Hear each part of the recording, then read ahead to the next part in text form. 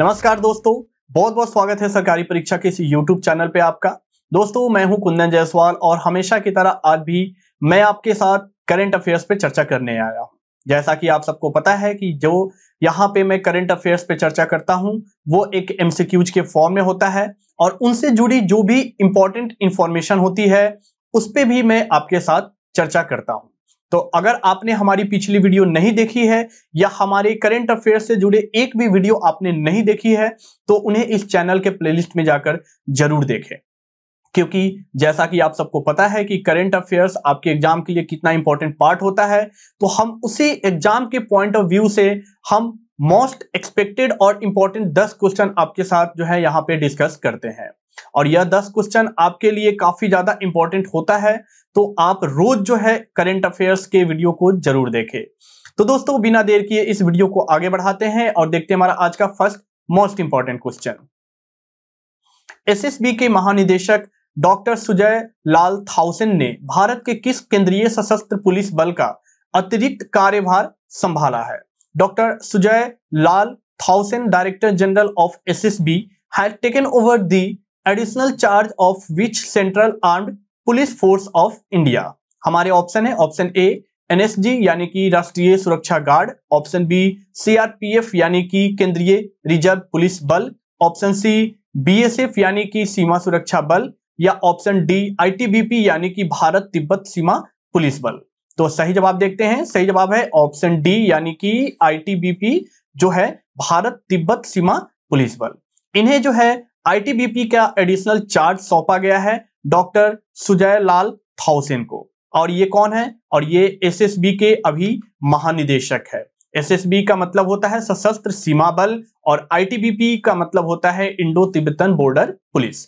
जी, तो डॉक्टर थाउसेन को इनके एसएसबी के महानिदेशक के पद के अलावा इन्हें एक एडिशनल चार्ज सौंपा गया है और वो चार्ज है आईटीबीपी का एडिशनल चार्ज। ठीक है, अगर हम इनकी बात कर ले तो ये 1988 बैच के एक जो है आईपीएस ऑफिसर है और मध्य प्रदेश कैडर से ये पास आउट है। और ये जिनकी जो है आईटीबीपी के एडिशनल चार्ज के रूप में ये जिनकी जगह लेंगे उनका नाम है आईपीएस संजय अरोड़ा। अभी हाल ही में संजय अरोड़ा को इस पोजीशन से किसी और पोजीशन पे शिफ्ट किया गया है। ठीक है, अगर हम आईटीबीपी की बात कर ले तो आईटीबीपी को हमारे भारत देश में जो निर्माण किया गया था वो 1962 में किया गया था। और बेसिकली आईटीबीपी का जो पुलिस फोर्स होते हैं उनका यही काम होता है कि जो इंडिया और चाइना के जो बॉर्डर है वहां पे इनकी जो है डिप्लॉयमेंट की जाती है, वहां पे इन्हें ये देखरेख करते हैं। साथ ही साथ कुछ ऐसे नक्सल प्रभावित क्षेत्र भी होते हैं जहां पे इन्हें डिप्लॉय किया जाता है। ठीक है, आगे बढ़ते हैं, देखते हैं हमारा अगला सवाल। राष्ट्रमंडल खेल 2022 में महिलाओं की 71 किलोग्राम भारोत्तोलन में कांस्य पदक किसने जीता है? Who has won the bronze medal in women's 71 kg weightlifting in the Commonwealth Games 2022? हमारे ऑप्शन है option A Harjinder Kaur, option B Sushila Devi, option C Kiana Elliott, या ऑप्शन डी विंध्या रानी देवी। जी, अभी कॉमनवेल्थ गेम्स जो है वो चल रहे हैं और आपसे यही पूछा जा रहा है कि इसमें से एक 71 किलोग्राम भारोत्तोलन कैटेगरी में भारत की एक महिला ने कांस्य पदक जीता है।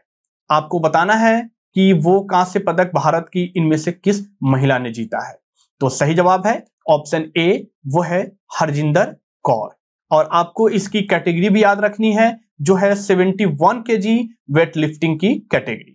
दोस्तों कॉमनवेल्थ गेम्स में वेट लिफ्टिंग में काफी अच्छा प्रदर्शन रहा है, काफी जो है मेडल जो है भारत को इस कैटेगरी में मिले हैं।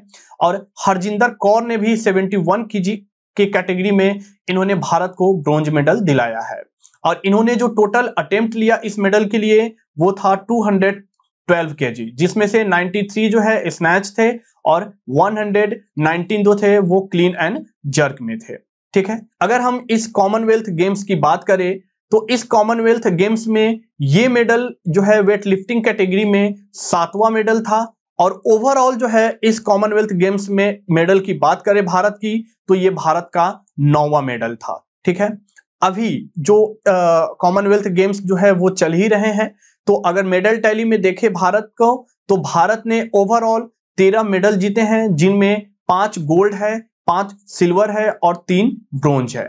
और सबसे ज्यादा जो भारत को मेडल मिला है वो वेट लिफ्टिंग में ही मिला है। आगे बढ़ते हैं, देखते हैं हमारा अगला सवाल। निम्नलिखित में से किसने भारतीय ए महिला टीम को 44वें शतरंज ओलंपियाड में जीत दिलाई है? Who among the following had led the Indian A women's team to victory in the 44th chess Olympiad? हमारे ऑप्शन है, option A Koneru Humpy, option B Dronavalli Harika, option C Tania Sachdev या ऑप्शन डी आर वैशाली। जी, 44th चेस ओलंपियाड, जिसे अभी हाल ही में हमारे देश के प्रधानमंत्री ने इसका इनॉग्रेशन किया था और ये पहली बार चेस ओलंपियाड जो है ये भारत में आयोजित किया जा रहा है। इसी चेस ओलंपियाड में आपसे पूछा जा रहा है कि भारत की जो ए महिला टीम है उसने इस चैंपियनशिप में जो है जीत दिलाई है, उस जीत के पीछे इनमें से किनका हाथ है? तो सही जवाब है ऑप्शन सी, यानी कि तानिया सचदेव का।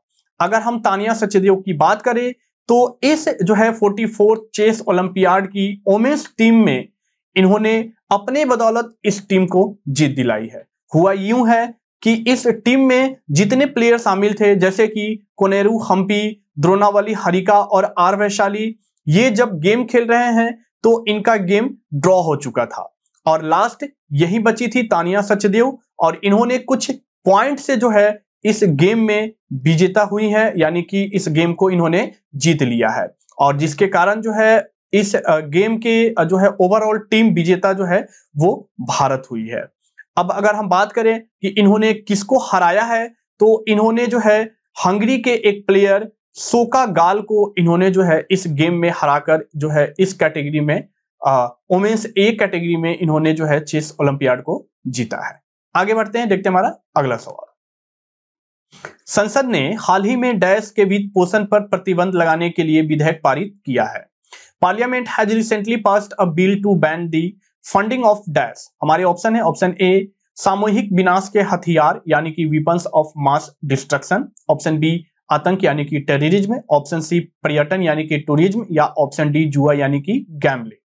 तो सही जवाब है ऑप्शन ए यानी कि वीपन्स ऑफ मास डिस्ट्रक्शन।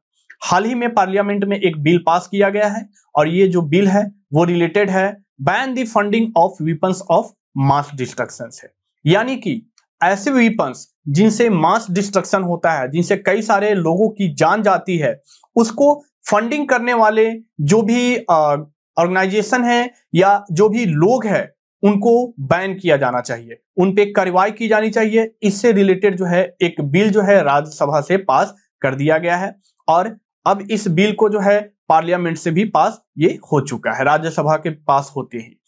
अब अगर हम बात कर लें कि ऐसे वीपन्स जो कि मास डिस्ट्रक्शन का कारण बनते हैं, वो तो चाहे बायोलॉजिकल के फॉर्म में भी हो सकते हैं, केमिकल के फॉर्म में भी हो सकते हैं या न्यूक्लियर के फॉर्म में भी हो सकते हैं।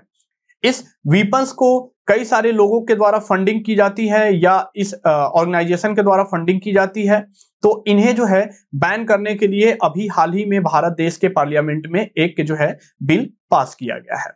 और एक और जो है इससे जुड़ी, जैसे जो भी पर्सन या जो भी इनसे जुड़ी एक्टिविटीज हो रही है उस पे भी बैन कर दिया जाना चाहिए। जो भी पर्सन इनसे जुड़े हैं या जो भी एक्टिविटीज जो है इस मास डिस्ट्रक्शन से लेकर जो भी अलग अलग देशों में या भारत में ही हो रही है, तो उसे ये बैन कर देना जाना चाहिए। इस बिल में ये कहा गया है। आगे बढ़ते हैं, देखते हैं हमारा अगला सवाल। भारत ने 2022 राष्ट्रमंडल खेल में किस देश को हराकर लॉन बॉल्स में अपना पहला स्वर्ण पदक जीता है? India has won its first gold medal in the lawn bowls by defeating which country in 2022 Commonwealth Games? हमारे ऑप्शन है, option A Australia, option B New Zealand, option C South Africa या ऑप्शन डी चाइना। तो सही जवाब है option C South Africa. जी, भारत ने lawn balls एक जो है गेम है, इस इवेंट में भारत ने साउथ अफ्रीका को हराकर अपना पहला स्वर्ण पदक जीता है। यानी कि इस इवेंट में आज से पहले भारत ने कभी जो है गोल्ड मेडल नहीं जीता था और अभी हाल ही में इस कॉमनवेल्थ गेम्स 2022 में भारत ने इसमें फर्स्ट एवर गोल्ड मेडल जीता है। अगर हम बात कर ले इसकी टीम की, तो इसमें जो टीम में शामिल प्लेयर थे वो थे लवली चौबे, पिंकी चौधरी, नयन मोनी शैकिया और रूपा रानी। ये जो है लॉन बॉल्स के जो है टीम में ये शामिल प्लेयर थे और इनके बदौलत जो है भारत को इस गेम में पहला गोल्ड मेडल मिला है।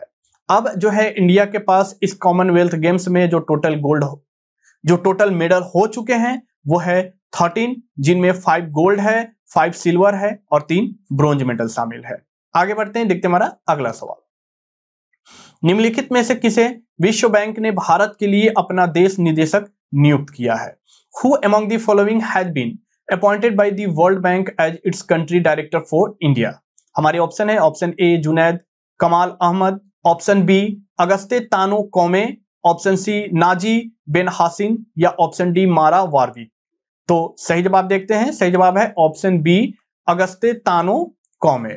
जी, अगस्ते तानो कौमे, जिन्हें वर्ल्ड बैंक ने भारत के लिए जो कंट्री डायरेक्टर नियुक्त किया है वो जुनैद कमाल अहमद की जगह लेंगे।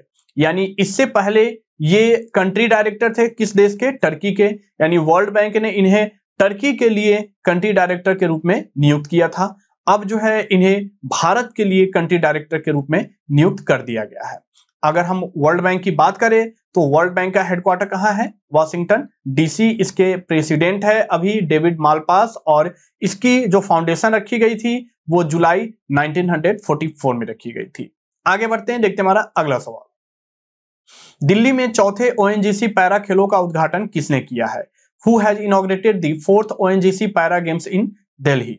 हमारे ऑप्शन है, option A Narendra Modi, option B Amit Shah, option C Kiren Rijiju या ऑप्शन डी हरदीप सिंह पुरी। तो सही जवाब है ऑप्शन डी हरदीप सिंह पुरी। जी, आपको इस गेम के बारे में जरूर पता होना चाहिए। इस गेम का नाम है 4th ONGC पैरा गेम्स और इसका जो आयोजन किया गया है वो दिल्ली में किया गया है और इसका जो इनॉग्रेशन किया गया है वो हमारे देश के पेट्रोलियम और नेचुरल गैस या हाउसिंग ऑफ अर्बन अफेयर्स के मिनिस्टर श्री हरदीप सिंह पुरी के द्वारा किया गया है। और इस ONGC पैरा गेम्स की जो ऑर्गेनाइजेशन की गई है वो हमारे देश के ONGC यानी कि oil and natural gas corporation limited के द्वारा की गई है। इस गेम्स का जो आयोजन किया गया है वो 2 अगस्त 2022 से इसकी जो शुरुआत की गई है और 2017 में इसकी पहली एडिशन की शुरुआत की गई थी। यानी कि 2017 में इसे पहली बार आयोजन किया गया था। और अगर हम इस गेम्स में बात कर ले तो अलग अलग ऑर्गेनाइजेशन के कुछ PWD एम्प्लॉय जो है इस गेम में पार्टिसिपेट करते हैं। चाहे इस गेम के कुछ ऐसे इवेंट्स भी हैं जैसे एथलेटिक्स में, बैडमिंटन में, टेबल टेनिस में या व्हील चेयर रेस में भी पार्टिसिपेट करते हैं। और ये जो गेम का आयोजन नई दिल्ली में किया गया है ये ONGC पैरा गेम्स का चौथा संस्करण किया गया है। आगे बढ़ते हैं, देखते हैं हमारा अगला सवाल।